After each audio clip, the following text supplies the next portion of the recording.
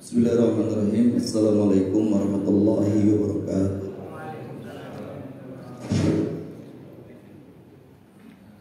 Alhamdulillahilladzi arsala rasulahu bil huda wa dinil haqq liyuzhirahu 'ala dini kullihi wa kafa billahi shahida.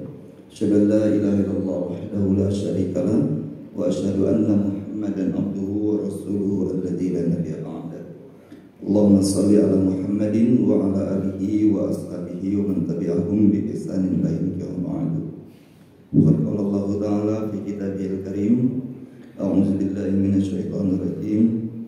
Alhamdulillahilladzi fatiris samawati wal ardh ja'ilal malaikati rusulan uli ajnihatin masna wa thulatha wa ruba' yazidu fil khalqi ma yasha innallaha ala kulli syai'in qadir. Waqala Rasulullah sallallahu alaihi wasallam, idza da'a ar-rajulu li akhihi bi dhahril ghaib qalatil malaikatu amin wa laka bimithlin, rawahu Abu Daud. Amma ba'du, fa inna khairal kalami kalamullah wa khairal hadi hadi Muhammadin sallallahu alaihi wasallam. Jemaah yang dirahmati Allah Subhanahu wa taala, insyaallah kita kembali melanjutkan kajian akidah kita. Pada tema kali ini kita akan masuk kepada rukun iman yang kedua, yaitu beriman kepada para malaikat. Ini pelajaran yang sudah kita pelajari dari buku ya, beriman kepada para malaikat, tapi tidak ada salahnya kalau kita review sedikit ya. Beriman kepada malaikat itu jamaah harus meyakini 4 perkara ya. Orang yang beriman kepada malaikat itu harus meyakini 4 perkara. Yang pertama adalah harus meyakini akan keberadaan para malaikat. Harus yakin bahwa malaikat ada walaupun mereka adalah makhluk yang gaib ya. Yang pertama. Yang kedua, beriman kepada malaikat itu harus kita meyakini, mengimani kepada semua malaikat ya. Harus berimani semua malaikat ya. Beda dengan orang-orang Yahudi Pak ya. Orang-orang Yahudi mereka tidak mengimani malaikat Jibril ya. Makanya ada ayat dalam surat Al-Baqarah, kata Allah, man kana aduwwan li Jibril, barang siapa yang memusuhi malaikat Jibril. Jadi kita harus mengimani kepada semua malaikat ya, bukan hanya sebagian. Sebagaimana kita beriman kepada Rasul ya, itu juga harus mengimani semua Rasul. Malaikat itu jumlahnya hanya Allah yang tahu ya. Berapa jumlah malaikat itu hanya Allah yang tahu ya, berapa jumlahnya. Tapi Rasulullah SAW pernah memberikan gambaran ya, sebagaimana diberitakan oleh malaikat Jibril ya. Ada kata Nabi, Jibril itu pernah memberitahu kepada Rasulullah SAW ya, Nabi mengatakan, uzinali an uhaddisa ala malikin min malaikatillah.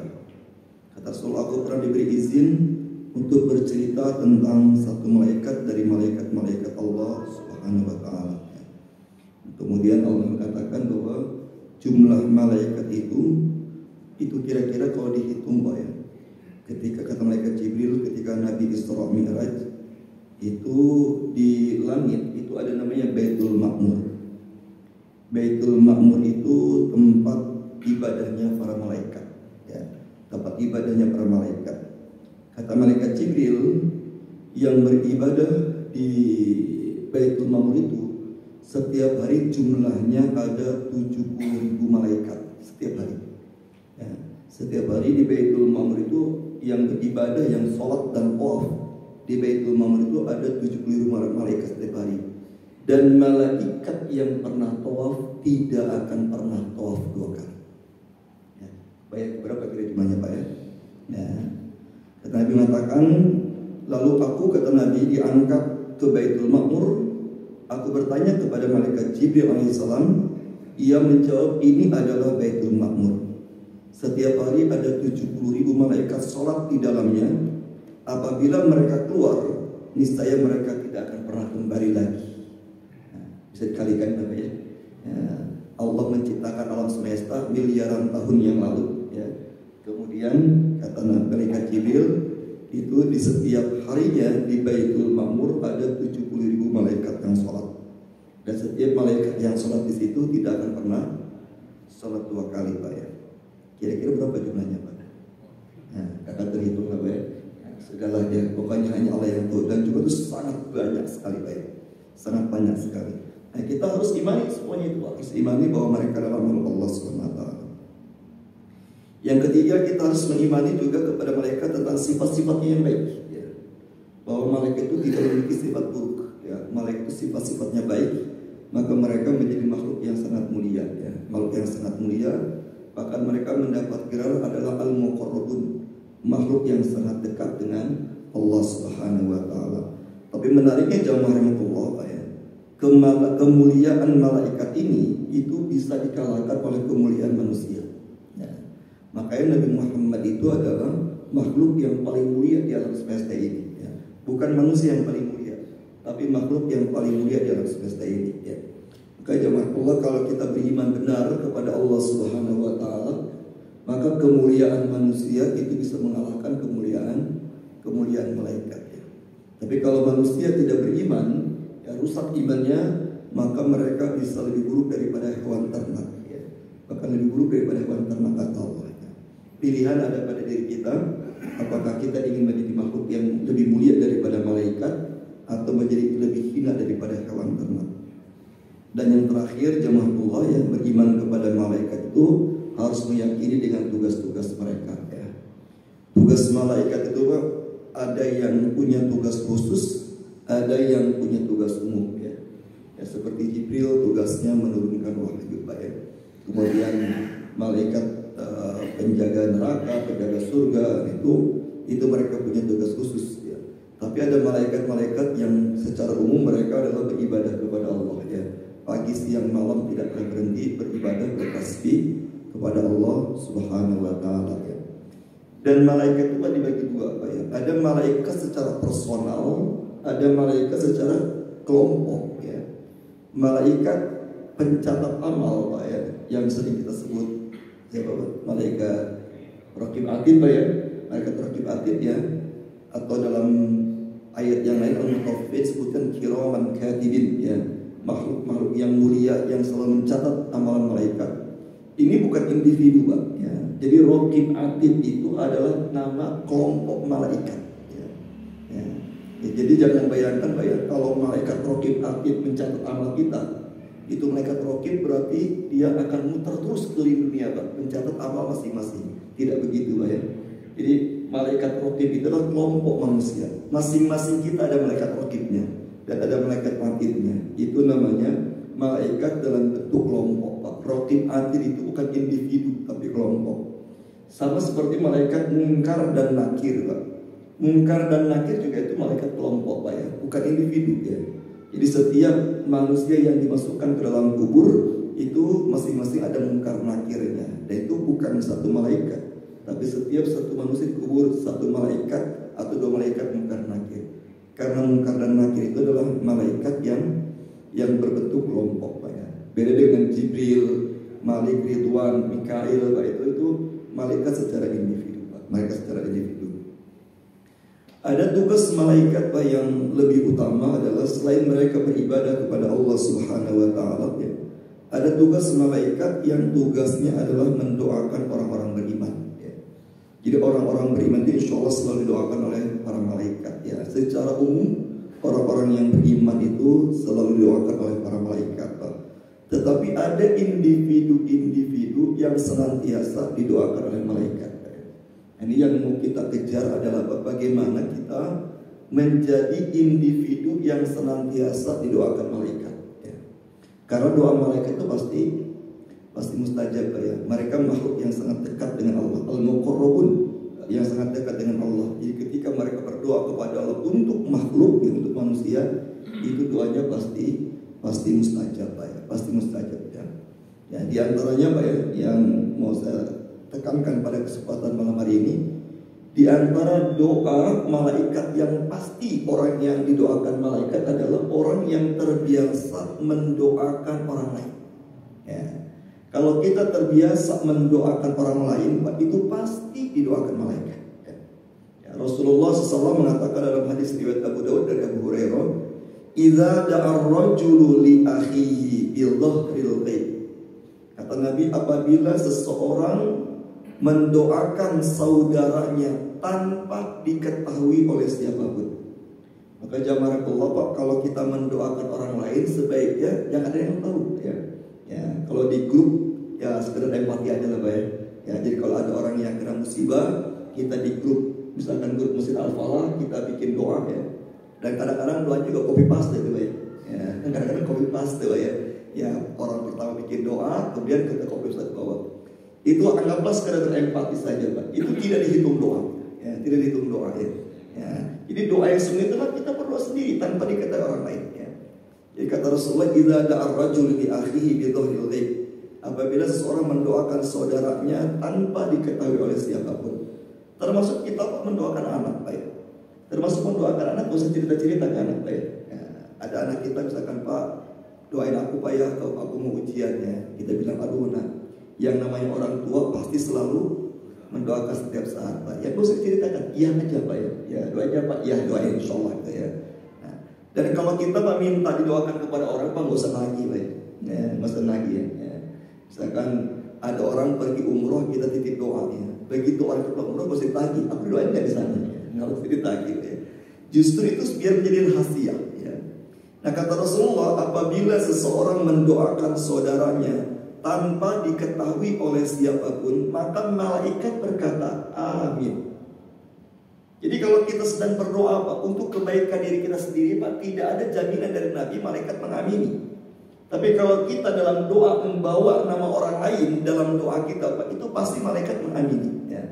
Dan Masya Allah Pak, di dalam hadis yang lain Nabi mengatakan ya, kalau malaikat sudah mengamini ucapan kita, itu pasti terjadi Pak. Pasti terjadi, itu pasti mustajab. Ya, makanya Rasulullah SAW mensunnah muakkadkan ya, disunnah muakkadkan Pak. Ini hampir diwajibkan. Kalau kita membaca Al-Fatihah itu ditutup dengan lafaz amin Pak ya. Lafaz dengan amin Pak ya. Ya. Yang benar amin Pak ya. A-nya panjang, min-nya panjang, amin ya. Waladhdallin, amin. Itu yang benar ya. Kabulkanlah doa. Kalau amin ya. Ya, apa artinya Pak? A-nya panjang, min-nya pondok ya. Amin, berimanlah ya, berimanlah. Rabbana atina fid dunya hasanah, amin. Ya, berimanlah ya. Atau lagi misalkan amin ya. Nah, A-nya pendek, min-nya panjang, amin. Itu artinya orang yang terpercaya. Ya. Rabbana atina fid dunya hasanah, amin. Ya, nah, itu artinya terpercaya, terpercaya. Ya. Atau lagi yang keempat apa namanya? Amin. A-nya pendek, min-nya pendek, amin. Artinya amankanlah ya. Nah, jadi jangan sampai salah melafazkan Pak. Ya kalau doa yang berdoa A-nya panjang, min-nya panjang, amin. Itu artinya kabulkanlah doa. Rasulullah SAW mengatakan Pak, kalau kita membaca Al-Fatihah dianjurkan membaca amin. Kalau aminnya kita berbarengan dengan aminnya malaikat. Ya, jadi kadang-kadang kalau kita baca Al-Fatihah Pak, itu malaikat mengamini Al-Fatihah kita Pak. Kalau kita mengucapkan kalimat amin, terus malaikat juga mengucapkan kalimat amin, kata Nabi itu pasti doamu dikabulkan. Maksudnya doa dalam surat Al-Fatihah, wa ihdinas siratal mustaqim, tunjukkanlah kami ke jalan yang lurus, maksudnya ke jalan agama Islam yang benar. Makanya kalau kita baca Al-Fatihah Pak, ucapkanlah amin, mudah-mudahan aminnya kita berbarengan dengan aminnya malaikat. Jadi malaikat yang mengamini ucapan kita Pak, itu pasti mustajab. Makanya ibu saya itu sering ngomong gini Pak ya. Ibu saya sering ngomong gini ya, jangan suka sembarang ngomong, nanti malaikat lewat ya.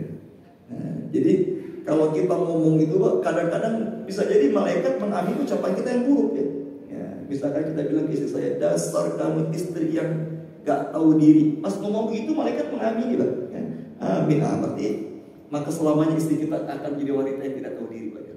Maka tinggalkan ucapan-ucapan negatif ya. Karena takut ada ucapan kita yang diamini malaikat ya. Makanya ada peribahasa Pak, mulutmu adalah doamu ya. Mulutmu adalah doamu ya. Jadi setiap ucapan yang kita ucapkan adalah doa. Dan ada kalanya Pak, ucapan kita diamini malaikat ya. Diamini malaikat ya.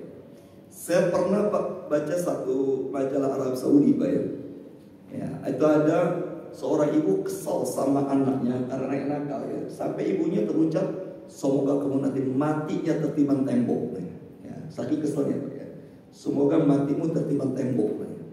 Subhanallah Pak, 22 tahun kemudian ketika anaknya sedang remaja Pak, itu meninggal tertimpa Luponteng. Ya. Langsung ibunya flashback, oh iya saya pernah mendoakan itu, dia nangis Pak.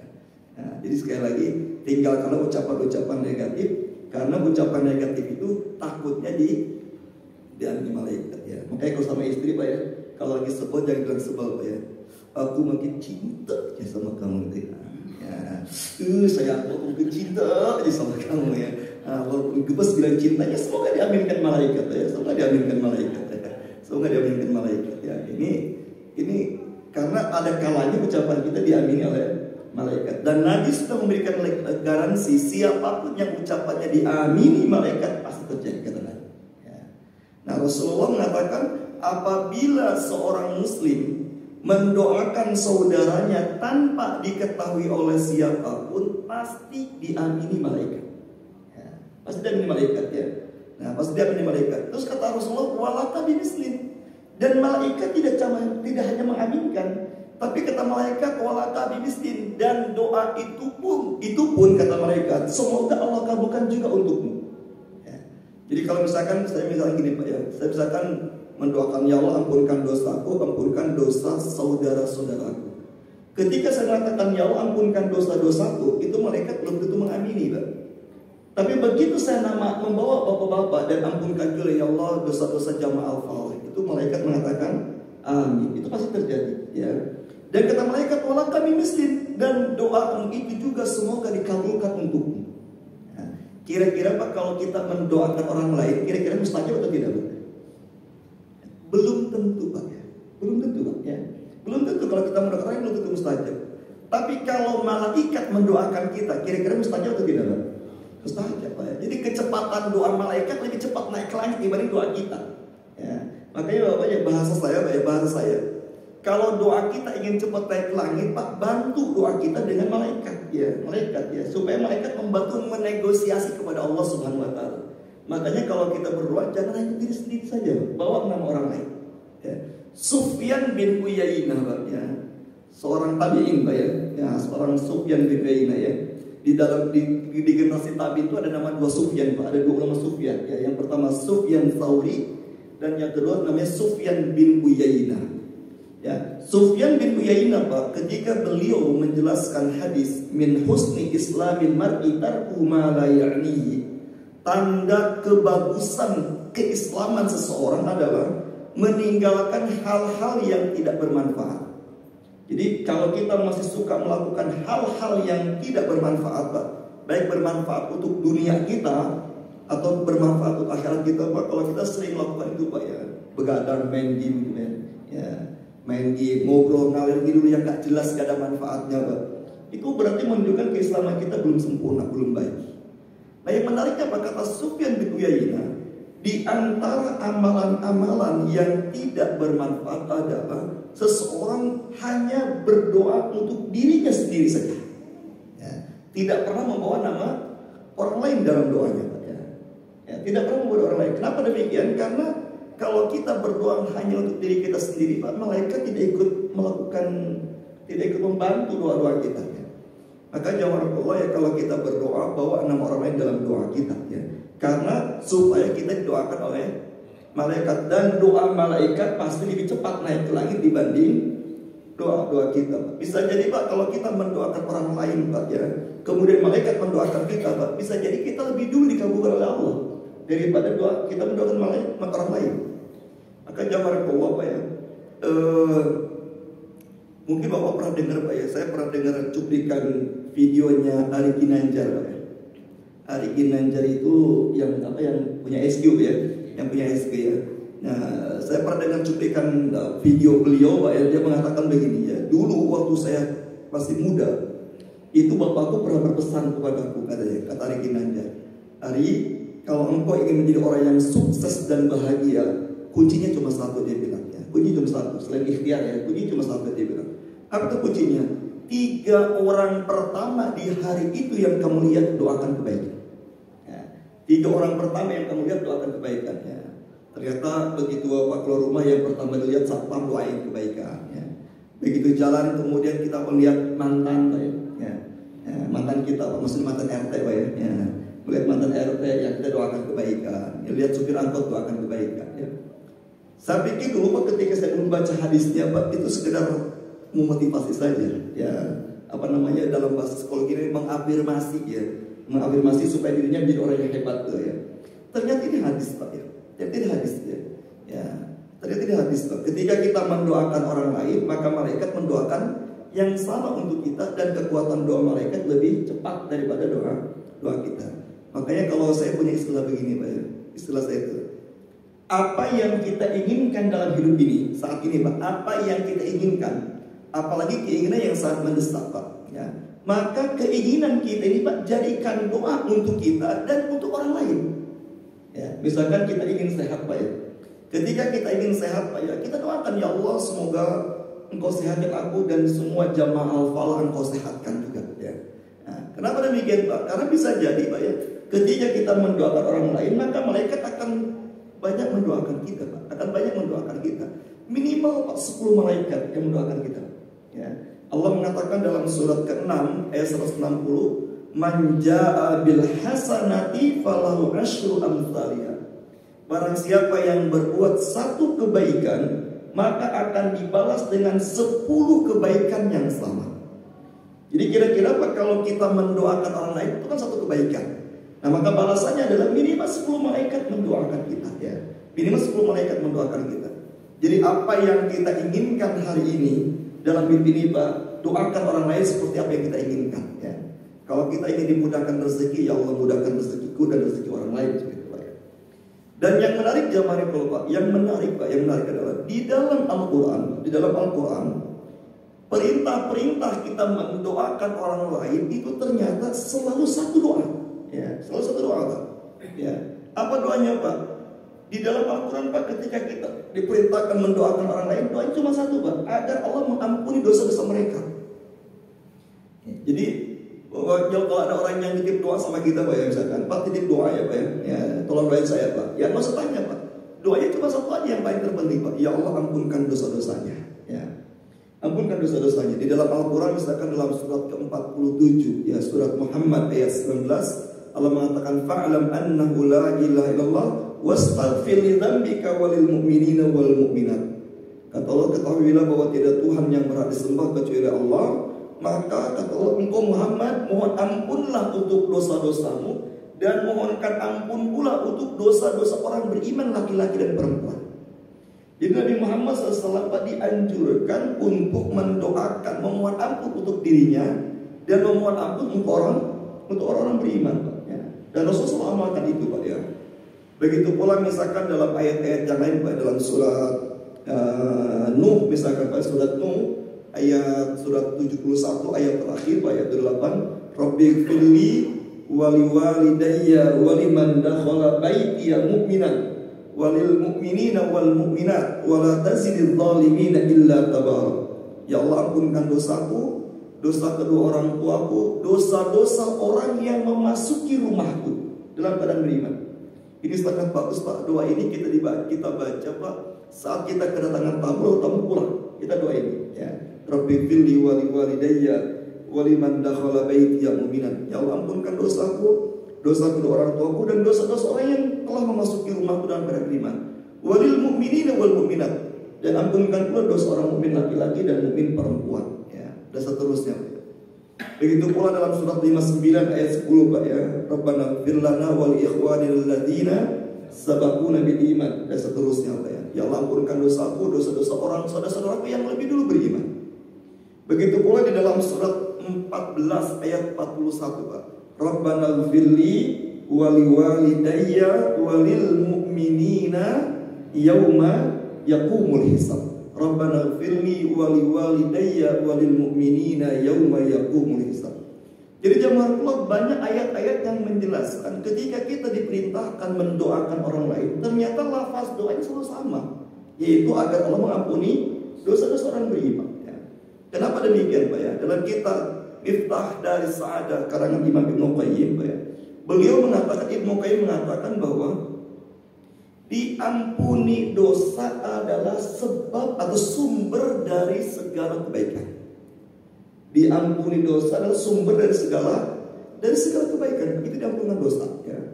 Maka kata Ibnu Qayyim, kalau kita ingin mendoakan diri kita dan orang lain, Pak, maka doanya adalah minta kepada Allah sumber segala kebaikan, yaitu diampuni dosa, Pak, diampuni dosa, Pak.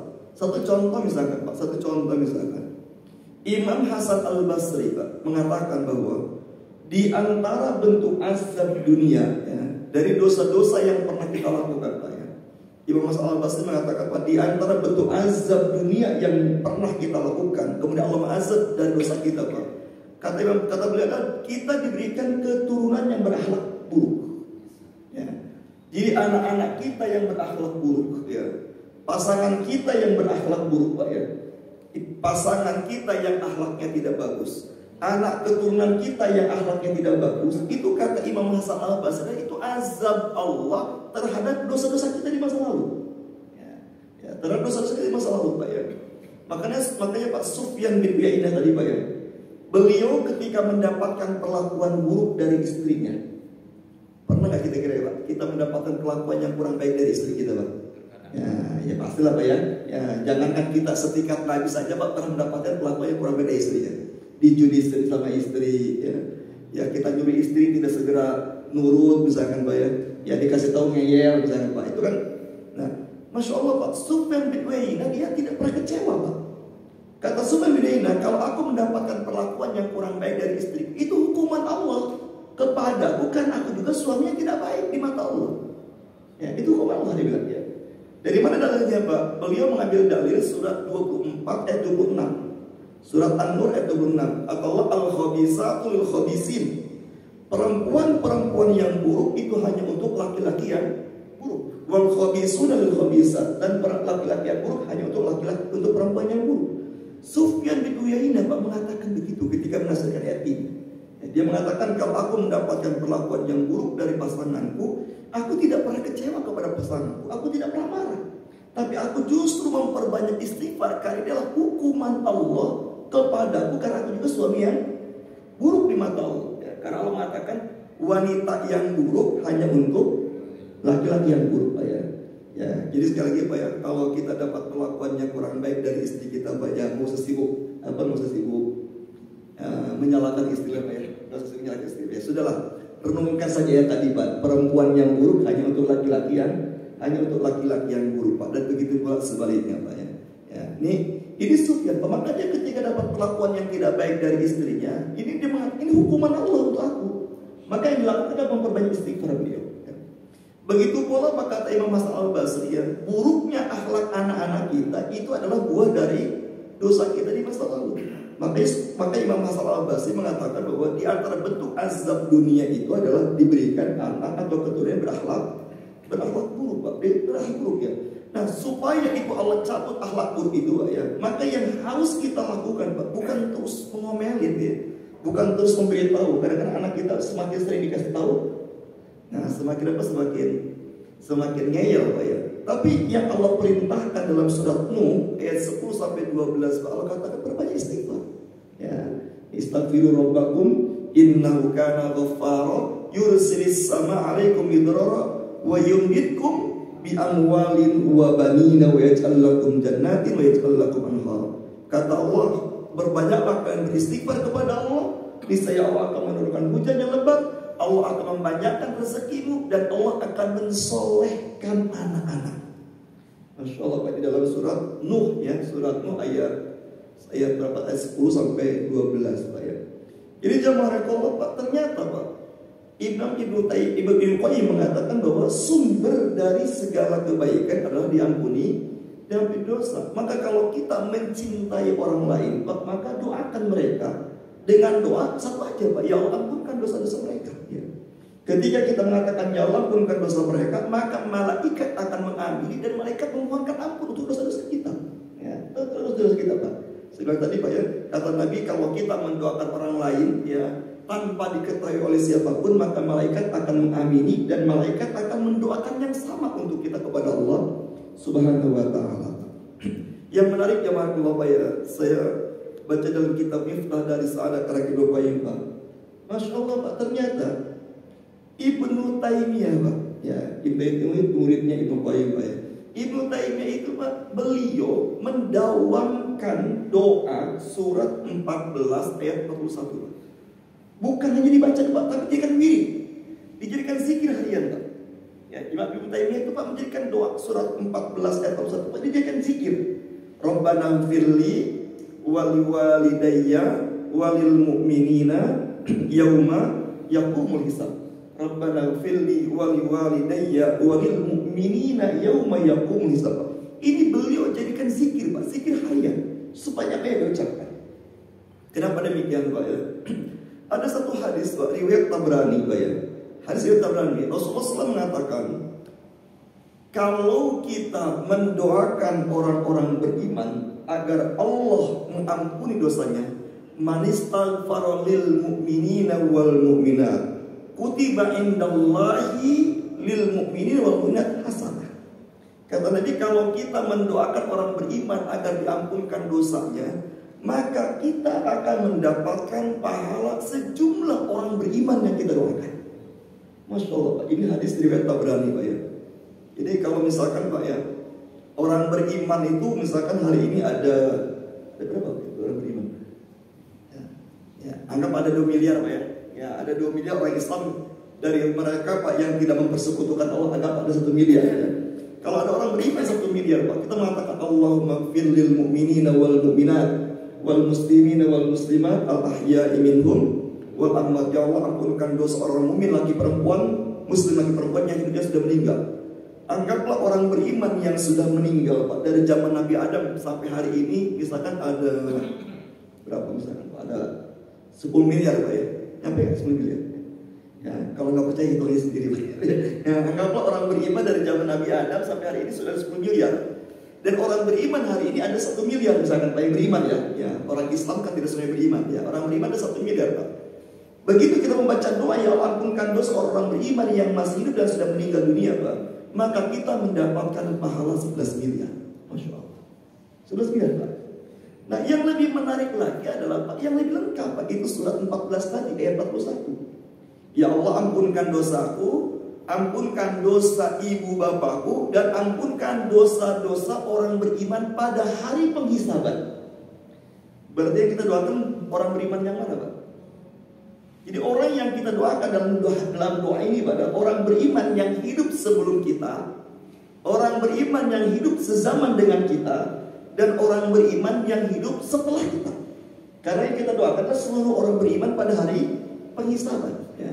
Rabbana firli wali walidayya walil mu'minina yauma yaqumul hisab. Ya Allah ampunkan dosaku, ampunkan dosa kedua orang tuaku, dan ampunkan dosa-dosa seluruh orang beriman pada hari penghisaban. Subhanallah, jabarakallah, masya Allah Pak, seandainya di hari kiamat orang beriman jumlahnya ada 70 miliar, maka sekali kita membaca doa itu kita dapat pahala 70 miliar Pak. Ini hadis Pak, ini harus yakin hadis Pak ya. Kata Rasulullah sekali lagi Pak, barang siapa yang beristighfar, memohonkan ampun untuk orang-orang yang beriman, laki-laki dan perempuan, maka dia akan dicatat baginya pahala sejumlah orang beriman yang dia doakan. Masya Allah ya, Masya Allah. Sementara tadi Pak, sumber dari kebaikan adalah diampuni semua dosa Pak, diampuni semua dosa. Maka sering-seringlah kita mendoakan orang lain Pak ya. Sering-sering kita mendoakan orang lain, terutama dari itu tadi ya, diampunkan dosa. Makanya kalau saya Pak ingin meniru Ibnu Taimiyah Pak ya, Ibnu Taimiyah mendawamkan doa tadi dengan zikir Pak. Silakan kita zikir Rabbana firli wali walidayya walil mu'minina yauma yaqumul hisab. Terus sebanyak-banyak kita baca itu Pak ya. Karena kita butuh doa dari malaikat ya. Masya Allah Pak, inilah dalam bahasa ulama Pak ya. Dalam bahasa ulama Pak, kata para ulama, ada amalan yang sangat singkat dan mudah, tapi pahalanya miliaran ya. Coba kalau Bapak membaca doa tadi baik surat 14 ayat 41, itu yakin gak nyampe 10 detik itu ya, gak nyampe 10 detik itu. Rabbana firli wali walidayya walil mu'minina yauma yaqumul hisab. Cuma 9 detik Pak, cuma 9 detik, tapi kita akan mendapatkan pahala miliaran. Masya Allah Pak ya. Dan jamaahullah Pak, Allah sudah memberikan garansi, siapa yang jumlah pahalanya lebih banyak daripada jumlah dosanya, Allah katakan dia akan diberikan kehidupannya Allah ridhoi. Fa amma man faqulat mawazinuhu fahuwa fi 'ishatir radiyah. Adapun orang-orang yang timbangan pahalanya lebih besar, lebih berat daripada dosanya, maka dia berada dalam kehidupan yang diridhoi Allah Subhanahu wa taala, ya. Jamaah rahmatullah, Pak. Jadi salah satu cara kita diridhoi Allah adalah dengan ngumpulin pahala sebanyak-banyaknya, ya. Makanya semua ulama sepakat bahwa ada amalan yang ringan tapi pahalanya sangat banyak, yaitu mendoakan sesama orang beriman agar diampuni dosanya, Pak, ya. Ya, para ulama mengatakan begini, Pak, ya. Yang paling, Ibnu Qayyim mengatakan, Pak, hidup kita ini yang paling terpenting bukan mencintai Allah, ya. Jadi yang terpenting dalam hidup kita ini bukan mencintai Allah. Kenapa demikian? Karena mencintai Allah bisa jadi itu pengakuan yang palsu. Ya, kita kan, saya cinta sama Allah, itu bisa jadi pengakuan yang palsu, ya. Ngomongnya cinta sama Allah, tapi begitu waktunya sholat, ya, azan, ya, ditunda, kan itu bisa jadi cinta palsu, kan, Pak, ya. Tapi Ibnu Qayyim mengatakan, Pak, yang paling terpenting bukan mencintai Allah, tapi yang terpenting adalah dicintai Allah. Nah, itu yang penting, Pak, dicintai oleh Allah Subhanahu wa taala. Kenapa? Karena kalau Allah sudah mencintai kita, Pak, pasti itu benar. Pasti benar. Tapi kalau kita ngaku cinta sama Allah, belum tentu benar. Nah, makanya orang-orang yang pasti dicintai Allah adalah orang yang timbangan pahalanya, jumlah pahalanya lebih banyak daripada jumlah dosanya. Gimana caranya, Pak? Ya, salah satu tadi, Pak, ya Rabbana firli wali walidayya walil mu'minina yauma yaqumul hisab. Kita akan mendapatkan timbangan pahala yang banyak. Selain itu juga Allah pasti akan mengampuni dosa-dosa kita, Pak, ya. Ini jamar kelopak, ini yang dijamin oleh Nabi, orang yang pasti ucapannya diamini malaikat dan orang yang pasti didoakan oleh malaikat. Dan kita harus yakin bahwa setiap doa malaikat pasti mustajab, ya. Setiap doa malaikat pasti mustajab. Maka kita butuh doa-doa kita, Pak, dibantu oleh malaikat.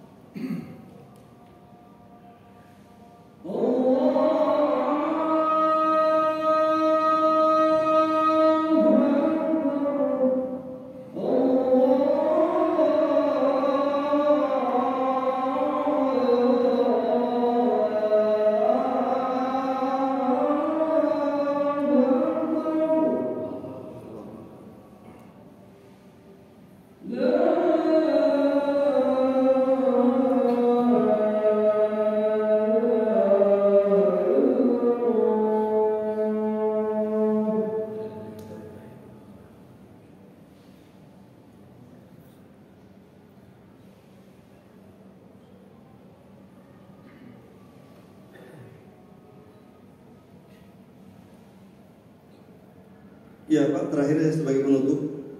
Tadi dalam surat 47 ayat 19, Nabi diperintahkan Allah untuk berdoa kepada Allah agar diampuni dosanya dan mendoakan orang-orang beriman agar diampuni dosanya. Dan pasti Pak, Nabi mengamalkan ayat ini Pak. Dan ini Nabi selalu mendoakan orang-orang beriman, itu pasti Pak ya. Karena Rasulullah yang sempurna mengamalkan ayat-ayat Al-Quran. Nah kalau kita juga mengikuti beliau Pak, mengikuti Rasulullah SAW, sering mendoakan orang beriman agar diampuni dosa-dosanya, berarti kita termasuk orang yang mengikuti sunnah Rasulullah SAW. Dan Allah mengatakan dalam surat ketiga ayat 31 ya, orang yang senantiasa mengikuti sunnah Nabi ya, surat Al-Imran ayat 31, Qul in kuntum tuhibbunallaha fattabi'uni yuhibbukumullah wa yaghfir lakum dzunubakum. Katakan Muhammad, jika kalian mencintai Allah, maka ikutilah. Niscaya Allah akan mencintaimu dan Allah akan mengampuni dosa-dosa. Jadi kalau kita insya Allah Pak mengikuti salah satu sunnah Nabi tadi Pak ya, selalu mendoakan orang beriman agar diampunkan dosanya, itu begitu sunnah Nabi, pasti Allah akan mengampuni dosa kita dan Allah mencintai kita. Ibu Qayyim tadi Pak mengatakan dalam hidup ini yang terpenting bukan mencintai Allah, tapi yang terpenting adalah dicintai Allah Pak. Sama seperti ada orang mengatakan Pak, yang terpenting dalam rumah tangga bukan dicintai istri Pak ya. Yang terpenting bukan dicintai istri Pak ya, tapi kita merasa dicintai istri ya. Tapi kita merasa dicintai, walaupun istri kita tidak pernah bilang I love you Pak ya. Saya nggak tahu bahwa biasa nggak mengatakan I love you ke istri Pak ya. Ya kalaupun ya kita jarang suami istri kita jarang mengucapkan kalimat I love you ke kita Pak, nggak penting itu Pak. Yang penting Pak bagaimana kita betul-betul merasa dicintai istri. Daripada istri setiap dibilang I love you tapi kalau disuruh melawan terus gitu Pak ya. Tapi dia tidak hormat sama kita Pak ya. Mending istri tidak pernah mengucapkan kalimat I love you atau aku cinta kamu, tapi kita betul-betul merasakan kalau kita cinta istri ya. Nah sama istri juga begitu Pak ya. Gak terlalu penting Pak kita bilang setiap hari setiap saat bilang aku cinta kepada istriku, gak terlalu penting Pak. Tapi yang terpenting adalah bagaimana istri kita merasa dicintai kita. Sama seperti dengan istri-istri Nabi Pak ya. Rasulullah Pak jelas terang-terangan mengatakan bahwa di antara semua istrinya yang paling dicintai adalah Aisyah ya. Aisyah Pak ya, setelah Khadijah wafat terus mengatakan bahwa kata Rasul, aku bahwa cinta Nabi itu lebih besar kepada Aisyah. Sampai Rasul itu ngadu kepada Allah Pak ya. Sampai Rasul itu ngadu kepada Allah karena dia tidak bisa berlaku adil untuk mencintai istrinya. Dia tetap aja mencintai Aisyah lebih tinggi daripada istri yang lain. Nah kemudian turun surat 4 ayat 129 ya, Asbabun Nuzul surat 4 ayat 129 Pak, itu karena pengaduan Nabi. Nabi tidak bisa berlaku adil kepada istri-istrinya dalam hal cinta. Jadi tetap aja Aisyah lebih dicintai Pak. Makanya kemudian turun ayat tersebut kata Allah, adil itu bukan dari segi perasaan, adil itu bukan dari segi hati, tapi adil itu dari segi perlakuan ya. Bapak-bapak boleh tanya Pak ya, kepada orang-orang yang punya istri lebih dari satu Pak, mesti di atas ada yang lebih dicintai Pak daripada yang lain. Itu tidak masalah ya. Yang nggak boleh adalah perlakuan Pak ya, jangan membedakan perlakuan ya. Nah Rasul juga demikian Pak ya, Rasul juga demikian. Itu Nabi ngadu kepada Allah karena dia tidak bisa meratakan cintanya kepada istri-istrinya. Tetap aja Aisyah dicintai. Dan itu Nabi sampaikan kepada umatnya bahwa Aisyah adalah istri yang paling dicintai. Tapi Masya Allah Pak, Masya Allah Pak, apa komentar-komentar istri yang lainnya Pak? Apa komentar-komentar istri yang lainnya? Kata mereka Pak, gak apa-apa, Nabi mengatakan Aisyah yang paling dicintainya, tapi aku merasa akulah yang paling dicintai ya. Jadi kata istri-istrinya Pak, kata istri yang lain, akulah yang kayaknya aku yang paling dicintai ya. Nah, walaupun Nabi mengatakan mulutnya Aisyah yang mencintai, itu faktanya di lapangan kalau aku bersama dengan Nabi di rumah, Nabi itu menumpahkan cintanya kepada aku. Jadi aku merasa paling dicintai. Masya Allah Pak ya. Itu Nabi Pak, walaupun mulutnya mengatakan cinta paling terbesarnya kepada Aisyah, tapi memperlakukan istrinya sama sehingga istrinya merasa paling dicintai semuanya. Sama seperti sahabat Pak mengatakan begini Pak ya. Ya, sahabat mengatakan ini Pak, itu dalam kitab Khuluqul Muslim, akhlak Nabi Pak. Sahabat mengatakan kalau Nabi sedang tausiah ya, kalau Nabi sedang memberikan nasihat kepada kami, kata mereka, akulah yang paling diperhatikan Nabi. Dan semua sahabat ngomong begitu Pak ya. Semua sahabat ngomong begitu ya. Kata sahabat, kalau Nabi sedang memberikan nasihat kepada kami, rasanya akulah yang paling diperhatikan Nabi. Itu semua sahabat ngomong begitu. Artinya Nabi melihat kepada jamaah itu pada saat itu Pak sama Pak ya. Tidak fokus kepada seorang, tidak terus mengabaikan yang lain. Nah, sekali lagi jamaah Allah Pak ya, sebagai kesimpulan Pak ya, tidak cukup kita mengatakan kita mencintai Allah, tapi yang terpenting adalah dicintai Allah. Nah, salah satu amalan yang pasti mendatangkan cinta Allah adalah ketika kita mengikuti sunnah-sunnah Rasulullah SAW. Nah, salah satu sunnah Nabi adalah terbiasa banyak mendoakan orang beriman agar diampuni dosanya ya. Kalau Bapak boleh meniru silakan Pak ya. Seperti yang dilakukan oleh seorang ulama namanya Ibnu Taimiyah Pak ya. Beliau memperbanyak doa Rabbana gfirli wali walidayya walil mu'minina yauma yaqumul hisab. Bahkan beliau itu dijadikan zikir harian Pak. Dijadikan zikir harian sebanyak-banyak. Karena beliau ingin mengejar pahala yang sangat besar di sisi Allah Subhanahu wa taala. Demikian kira-kira jamaah Allah, ini salah satu hikmah di antara kita beriman kepada malaikat Pak. Kita butuh doa-doa para malaikat. Dan orang yang pasti didoakan malaikat adalah mereka salah satunya yang terbiasa mendoakan orang lainnya dengan doa-doa kebaikan. Mudah-mudahan kita termasuk orang-orang yang diberikan keringanan Pak, banyak mendoakan orang lain. Karena setiap doa yang kita panjatkan kepada Allah untuk orang lain Pak, itu pasti kembalinya kepada kita juga. Begitu pula kalau kita mendoakan keburukan Pak ya. Kalau kita mendoakan keburukan para lain, malaikat akan mengamini juga Pak ya. Dan kata malaikat wala kalimisdid, dan bagimu juga hal yang sama. Nauzubillah. Makanya jaga lisan kita, jangan sampai kita mudah mendoakan keburukan untuk orang lain. Wallahu a'lam bishawab, hadanallahu wa iyyakum ajmain. Ada komentar Pak? Ya. Mumpung ada mesti faktur nanti. Assalamualaikum warahmatullahi wabarakatuh. Waalaikumsalam.